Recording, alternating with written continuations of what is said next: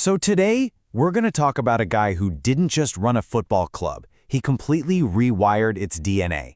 We're talking about Jorge Nuno Pinto da Costa and how he built FC Porto's global empire. And look, this one quote really says it all. Before he came along, the club's nickname was the Andrades. Respectable, sure. But after, they were reborn as the Dragons, the Dragons. I mean, that's a serious upgrade, right? It's about fierceness, power, a whole new identity. So how in the world does one man spend 42 years at the helm and turn a club into a global dynasty? Well, that's what we're going to unpack. We'll look at the revolution he kicked off, that just incredible mountain of trophies he won, and yeah, the big controversies that always seem to follow him. All right, first things first. To really get how massive his impact was, you have to picture what FC Porto was like before he showed up.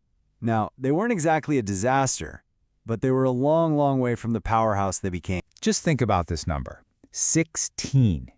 In the club's entire 89-year history before Pinto da Costa, from day one all the way up to 1982, they'd only won 16 major trophies, total. So yeah, Porto was a proud club, for sure. A huge part of the city's identity. But the sources, they all kind of say the same thing. It was going through a period of, let's say, lesser prominence.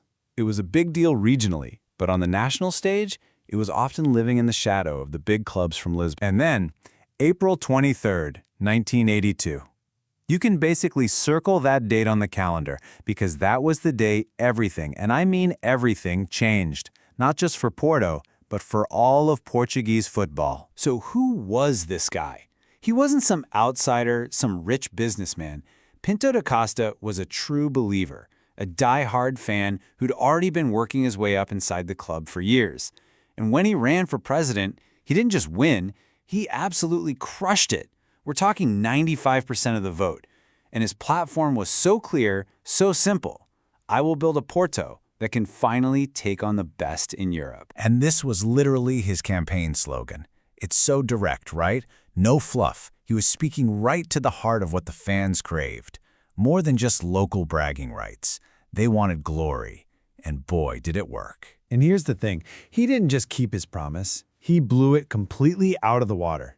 He didn't just build a winning team, he created a full-blown empire of trophies. He would stay in that job for an unbelievable 42 years. 42 years. In that time, he became the most successful, longest-serving sports executive on the planet. I mean, just let that sink in any sport, anywhere. Just look at the football team. Under his watch, they piled up an insane 67 major titles. That includes 2 Champions Leagues, 2 Intercontinental Cups, the big one. But his ambition? It was way bigger than just football.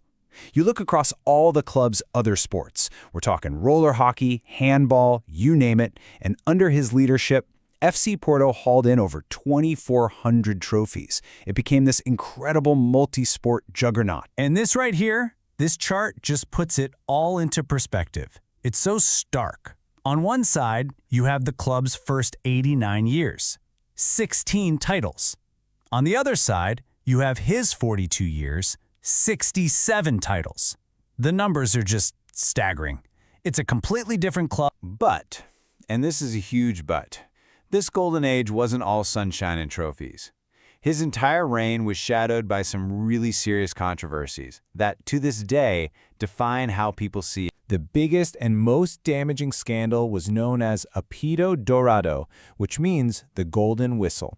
This thing was a massive corruption investigation that shook Portuguese football to its core, and Pinto da Costa found himself right in the middle of it all. This whole thing wasn't just a quick flash in the pan. It dragged on for over a decade. The investigation kicked off way back in 2004. A few years later, in 2008, the Football League actually suspended him and took points away from the club. But here's the twist. After years and years of legal fights, he was acquitted in the criminal case. And get this, even those initial penalties from the league were eventually overturned by the courts. And this is really the heart of the whole debate, isn't it? The accusation was as serious as it gets, trying to bribe referees. And the sporting world, at least for a while, punished him for it. But when it came to the actual law, he was never convicted of a crime. So for his supporters, that's it. Case closed. He's innocent. But for his critics, that cloud of suspicion never really goes away, no matter what a judge said. So after 42 years, his era finally came to an end in 2024. What's the final verdict then? What is the legacy of this towering, incredibly complex figure? Well, on one hand, he leaves behind this modernized global club, a world-class stadium, fans all over the planet. But on the other hand, he leaves behind a fan base and a public that are just completely split. There's this intense, passionate debate about his methods, his financial dealings, and what he really did for the game. And these quotes just lay that division out perfectly. You've got some fans saying he was a true protective shield, the guy who would do absolutely anything to defend the club and to win. And then you have others saying things like the club was sunk by bad management, that he held on for too long. It's two totally different realities. And this quote from his grandson, I think it just nails the identity that Pinto da Costa built. He said, FC Porto was never a rich club, and it conquered Europe and the world. That was the whole ethos, right?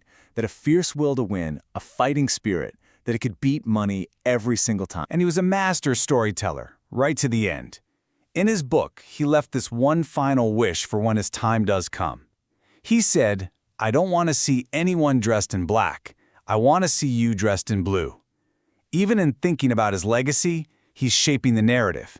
Victory over mourning, the club's colors over everything else. So was he a visionary builder?